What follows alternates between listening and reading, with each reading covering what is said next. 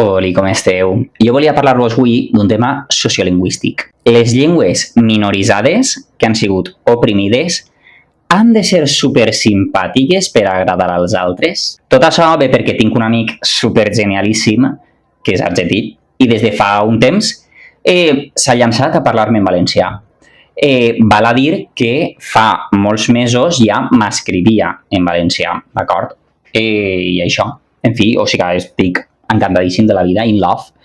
I la primera vegada que es va posar a parlar-me en valencià va estar 3 hores de rellotge parlant en valencià. Total, que trobe que s'ha interessat molt i em diu un dia: ai, Esteve, podries parlar de 2 cosetes.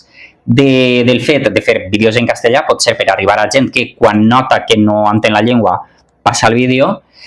Jo, a veure, en això hi ha un problemeta, i és que l'algoritme no em beneficia quan jo parlo en una altra llengua, perquè detecta que no tal, o sigui, jo ja ho he intentat, se suposa que, uau, hauries de tindre moltes visualitzacions, i no és el que passa. No obstant, sí que podria fer algun apartat per a intentar, això, parlar a gent hispanòfona de la situació de les llengües i tal, i per a que empatitzen un poquet més, no? Sí que es podria fer, no és una mala idea. I d'altra banda, que hauria de ser més simpàtic i no enfadar-me tant i tot això. Vale. Jo així tinc un problemeta, i és que si jo, per exemple, me'n vaig a Londres, imaginem-nos que el 90% dels londinencs són superantipàtics, podríem entendre que és una cultura antipàtica. La pregunta és, com que són un poquet antipàtics, jo no aprenc la llengua. No, això no és així, tu l'aprens perquè si no mors de fam.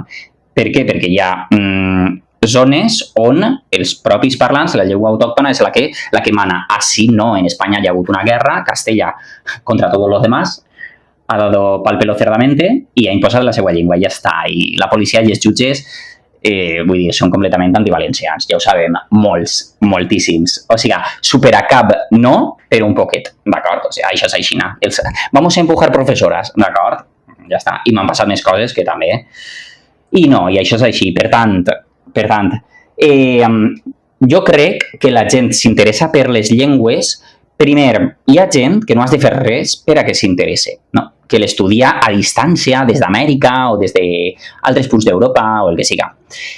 Després tens gent que, és el teu cas, per amor, per amistat, perquè els teus amics, el teu entorn, el parla, l'estima, l'utilitza, tal, tu has decidit com fer aquest pas.